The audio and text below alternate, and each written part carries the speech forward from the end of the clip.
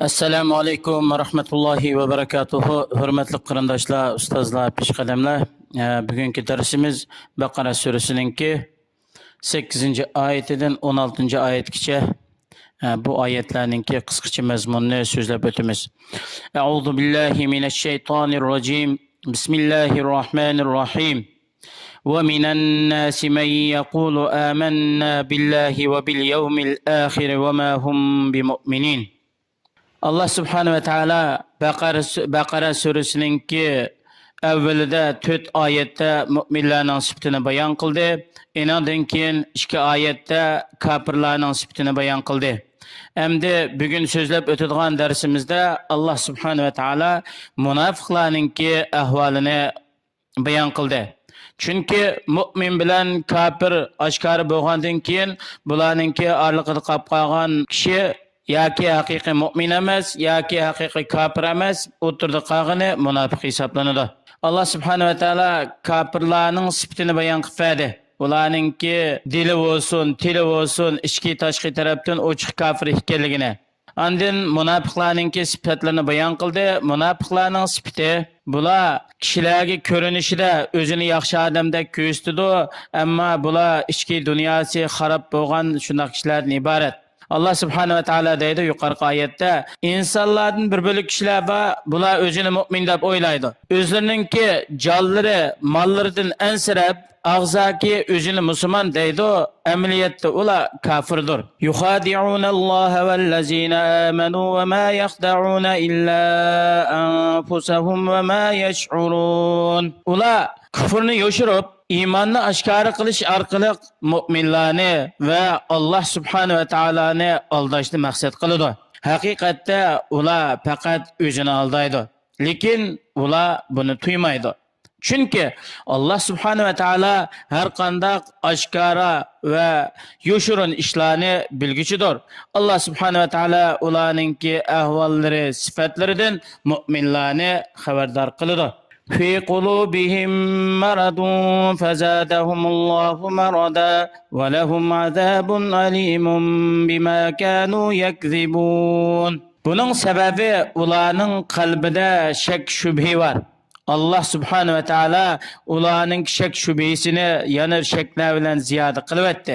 Har qanday ishninki jazo mukofoti shu ishninki o'zidan bo'ladi. Ularningki Allohga yolg'on so'zlaganligi, insonlarga yolg'on so'zlaganligi, Allohning payg'ambari Muhammad alayhisalom olib kelgan to'g'ri dinni inkor qilganligi sababidan do'zaxningki eng ostin tarafida dardlik azob bor.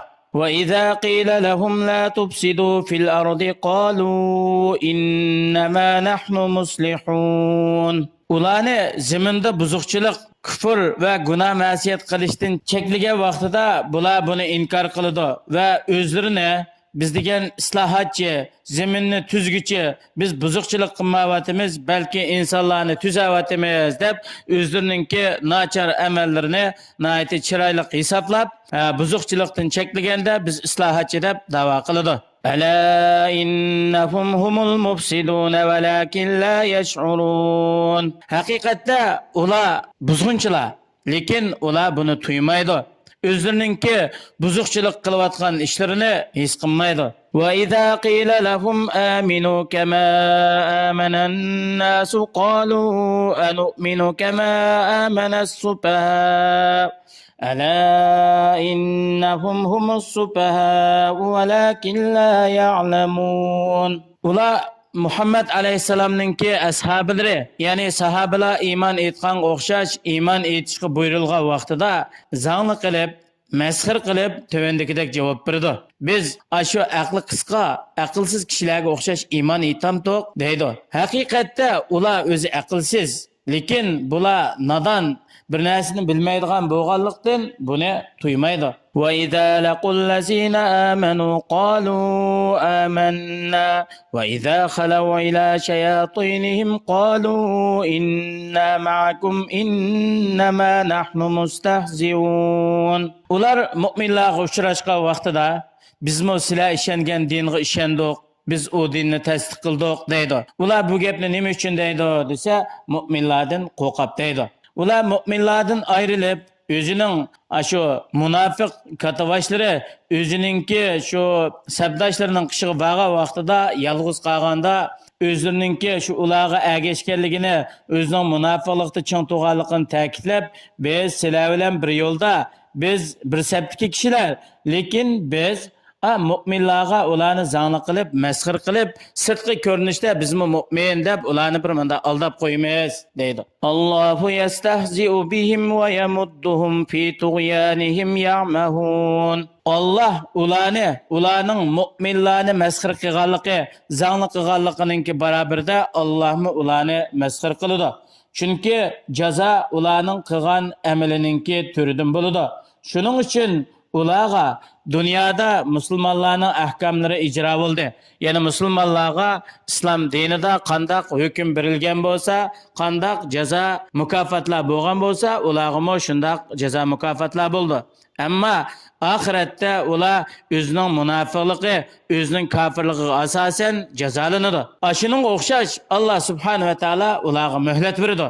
Ularni o'zlarininki ozg'unligi, gadan keshlikida bir haddidan eshib olish uchun ular hayron qilib, ikkilanib turib qoladi. Biz shundoq saxtfazlik qilsak, dinga o'shlik qilsak, og'zimizda biz musulmon deb qo'yib, amaliyotda biz ichki tarafdan dinga buzg'unchilik qilib olsakmi, ajab biz jazoga uchirmadik-ku, xotirjam yashayotimiz deb shu hayronlikda yashab qoladi. Ulaikallazina ishtaraw-ad-dalalata bil-huda fama rabihat tijaratuhum va ma kanu muhtadin. Shu kishilar yuqoridagi shu munofiqlar, ular aqlsiz döt kishilar. Nima uchun? Chunki ular kufrni iymonga tegishdi. Ya'ni iymonni bilib kufrni qabul qildi. Ular o'zining qilgan bu tijoratida foydalanmadi. Bular Allohga bo'lgan iymonni ziyon tortdi. Bular to'g'ri yo'lga yo'l topolmadi. Haqqa ergashmadi, ozg'unlikni tanladi.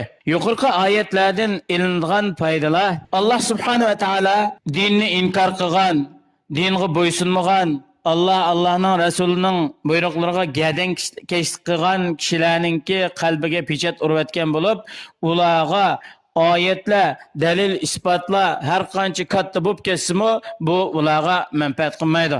Allah subhanahu va taoloninki dinni inkor qiluvchi va boshqalarga zulm qiluvchi zolimlarga muhlat berishi hargizmi bularning ahvollarini bilmay qolganlik ya g'afillikdan yoki ulardan ojiz bo'lib qolganlikdan emas, balki ularning gunoh ma'siyatlari, jinoyatlarini ziyoda qilish uchun bo'ladi.